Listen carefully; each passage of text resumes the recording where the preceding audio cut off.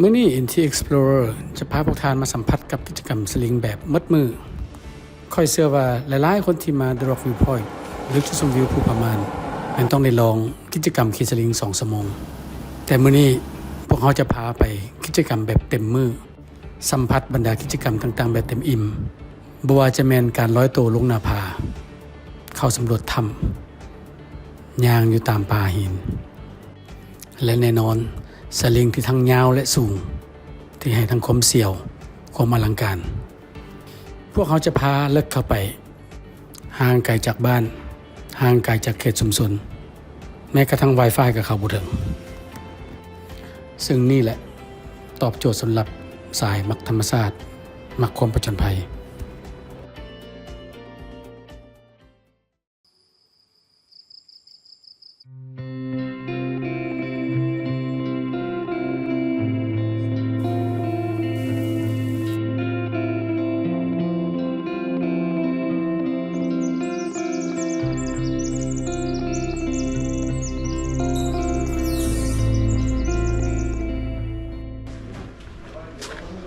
ปกติเนาะนักท่องเที่ยวที่มาภูผาม่านนี่ก็สิฮู้เกี่ยวกับซิปไลน์เนาะหรือว่าสลิงซึ่งเป็นไฮไลท์ของ The Rock View Point นี่ส่วนใหญ่ก็สิเป็นตัว2ชั่วโมงแต่ว่ามื้อนี้ข้าพเจ้าสิพาไปเบิ่งตัวมัดมือเนาะซึ่งว่าแน่นอนและจำนวนของสลิงนี่มีหลายกว่าปกติตัวปกตินี่สิมีอยู่ประมาณ5เซนเนาะแต่ว่าตัวมัดมือนี่มันถือว่าเกือบ20เซนบวกทำอีกแต่ว่าแน่นอนตัวนี้เป็นรายการที่ว่าสำหรับผู้ที่ว่าอยากเห็นความดิบเพราะว่าแห้งเข้าไปเลิกเท่าใดแห้งดิบเท่านั้นเนาะก็ถือห่างไกลจากผู้คนแล้วก็สิมีโอกาสได้เห็นบรรดาพวกสัตว์ป่าแล้วก็อยู่ในหันก็มีถ้ำห้องถ้ำทองคำซึ่งมีความน่าสนใจพอสมควรวันนี้จะเป็นตัวใดแล้วที่ Explore EP นี้สิพาไป Explore ทำกันสำหรับผู้ที่มีเวลาและอยากเคยเล่นสลิง2ชั่วโมงแล้วอยากไปเต็มมือและเป็นมื้อนี้ข้าพเจ้าสิไปโชว์ให้เบิ่ง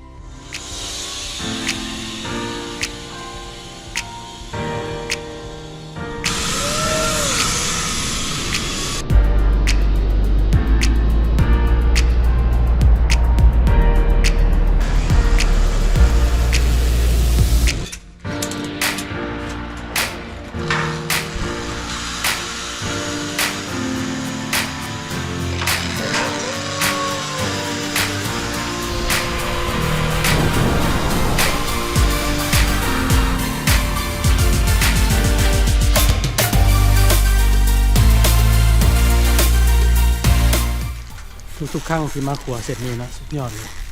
เป็นบอลจุดเช็คอินจุดถ่ายรูปจุดหนึ่งที่อลังการหลายๆคนที่เคยมากระซิฮู้แล้วว่าเราต้องไปผ่านหลายๆด้านเนาะคือนอกจากขี่สลิงแล้วก็เป็นขัวหลังจากขัวกับห้องว่าขัวตะข่ายแมงมุมเนาะถึงคิดว่าน่าจะเป็นบอลที่ยาวที่สุดในโลกเพราะเขาไปจะไปเช็คมาหลายๆบอลแล้วคือว่าจริงๆแล้วบอลมีไปเห็ดเนาะเพราะเขาเป็นคนริเริ่มในเกี่ยวกับไอเดียนั่นนะครัวตะไคร้นี่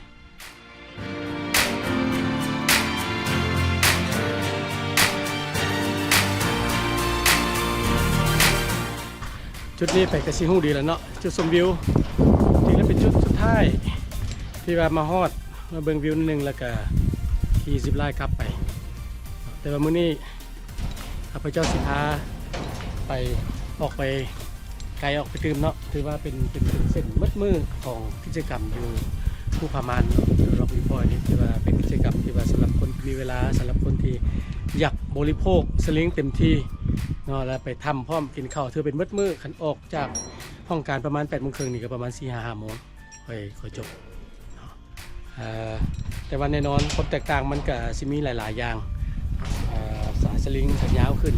ความลึกแล้วก็ความเสี่ยวทำกับ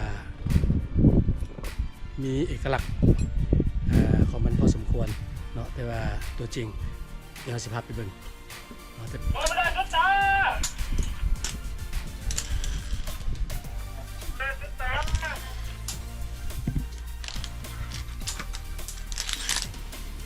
พี่น้องตอนนี้พอดีมาฮอดจุดทางแยกแล้วก็คือนี่เป็นจุดเริ่มต้นของสายสลิงมัดมือเนาะเพราะหลังจากที่ฮอดจุดชมวิวเขาตัวนี้จะเป็นเส้นนิดเดินก็เกี่ยวละเลิกนอนแล้วก็ยาวแต่ว่าสำหรับคนมักตื่นเต้นแม่นสุดยอด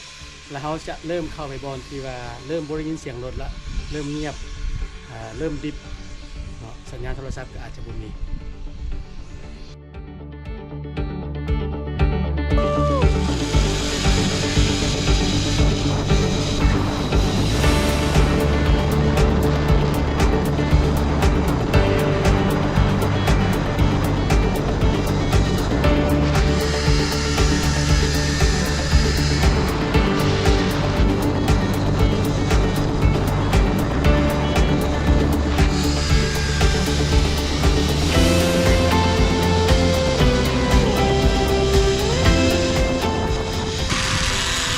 ฮอด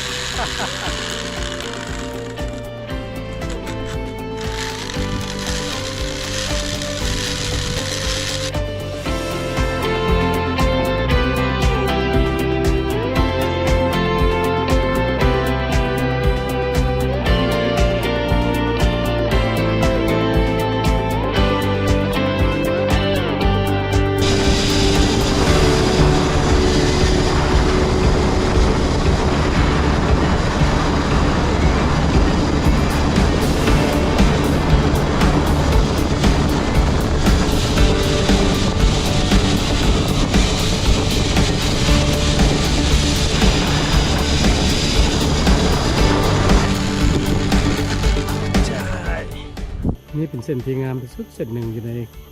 ตัวซิปไลน์มืดเนี่ยเนาะไม่มีทั้งความยาวความลึกเบิ่งแล้วมันรู้สึกว่าโอเคเขาอยู่ในท่ามกลางของความธรรมชาติท่ามกลางธรรมชาติโดยที่ว่าออกมาจากโลกหนึ่งเลย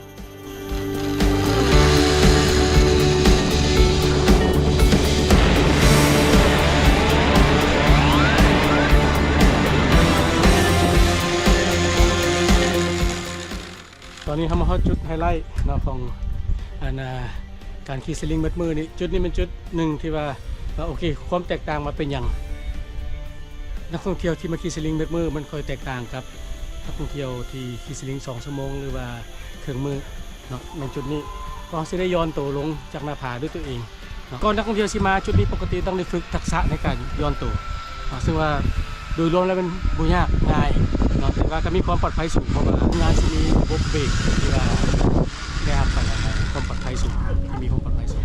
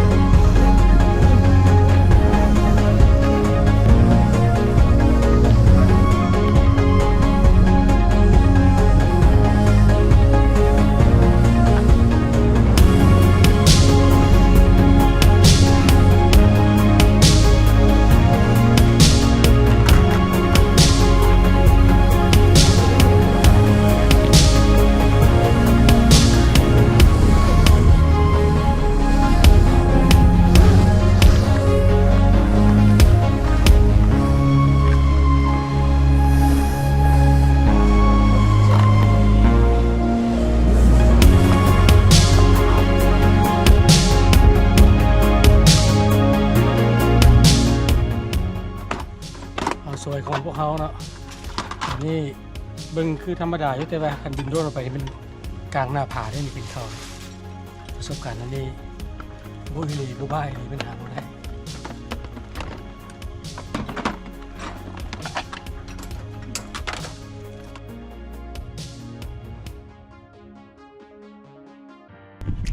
แล้วเรียบร้อยอาหารแซ่บๆอยู่บนสูงๆกินอาหารสั้นสูงวันนี้นะ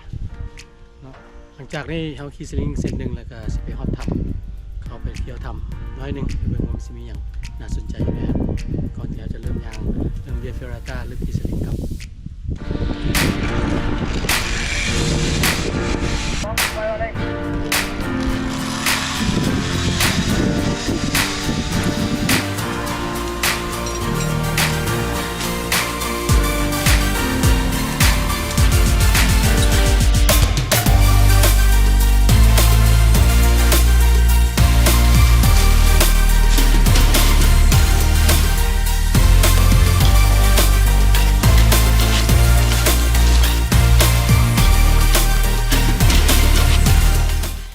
มาฮอดแล้วนะวันนี้เนาะคือว่าเขาสิเริ่มเข้าไปเบิ่งถ้ำตัวนี้พวกเขาเองละตั้งชื่อขึ้นมาว่าเป็นถ้ำทองคำเนื่องจากว่าบริเวณเพดานของถ้ำมันจะคล้ายๆเป็นเกล็ดเหลื่อมๆเวลาถ่ายรูปมันแล้วมันเบิ่งคล้ายๆทองคำเนาะก็เลยตั้งชื่อว่าถ้ำทองคำ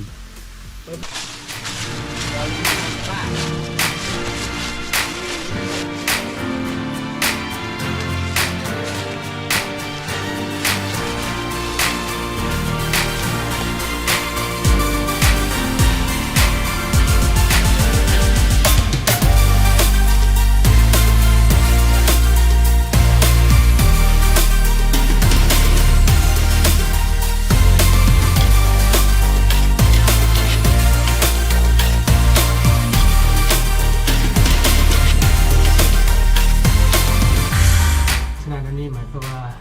มันมีน้ำมันมีความสูงที่มันซึมไหลออก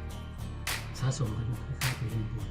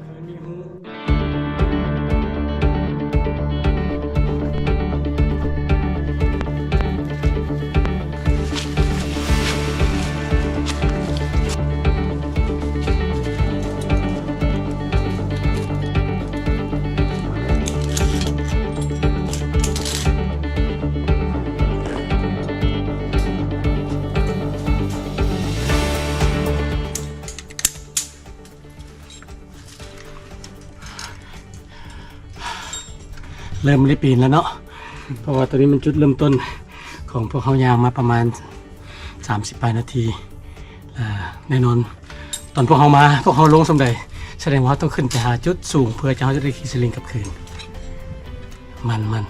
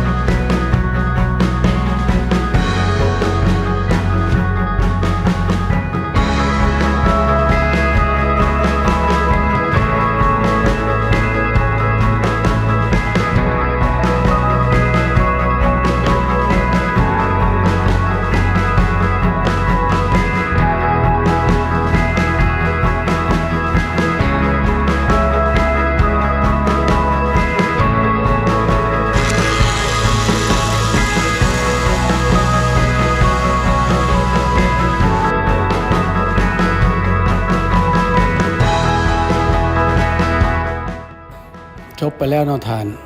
สำหรับกิจกรรมแบบเต็มมือของสายที่มักประจนภัยมักธรรมชาติมักการส่องสัตว์ป่าแน่นอน Inti Explorer EP หน้าพวกเขาจะพาไปใส่นั้นติดตามรับชมได้